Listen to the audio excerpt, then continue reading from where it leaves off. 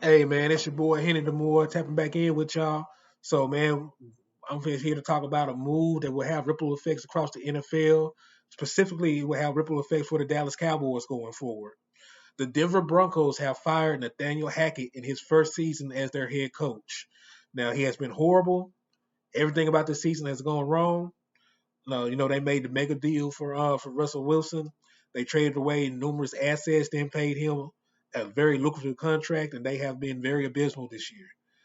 They have not had much success at all. They really could have kept everybody in place from last year and probably had a better season than what they had this year. But he has lost his job, and I say it will have a ripple effect across the league because now that there's another head coaching position open, and you got to remember, last offseason, our defensive coordinator Dan Quinn was tied to that job.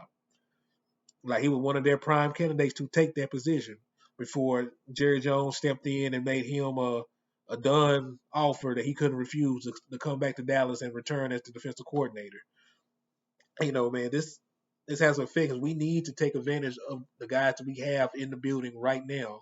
We need to make a run in the playoffs right now while we still have Dan Quinn on the roster because he very well could be the head coach of the Denver Broncos next year.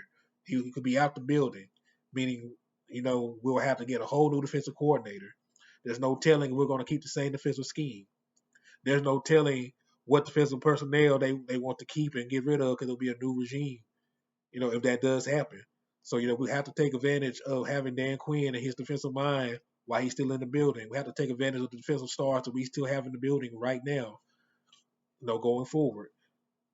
So yeah, that's just my initial thoughts on it. There's no guarantee that Dan Quinn takes that job, but he was tied to that job this offseason.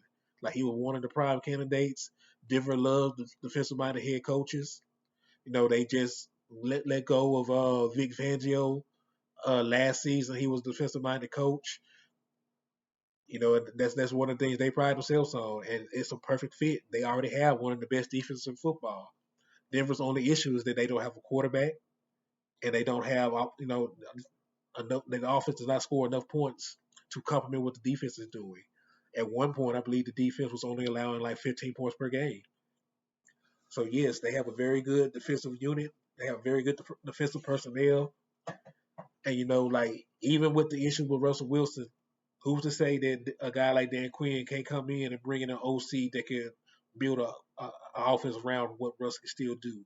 They still got good offensive personnel. They still got Cortland Sutton, Jerry Judy, different guys along those lines. So like they have pieces and it's a very enticing, coaching destination.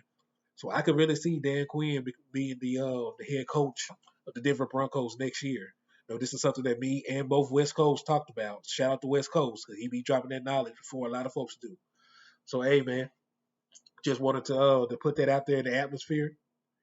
Those are my initial thoughts on it, and that's how it could probably affect the Cowboys going forward.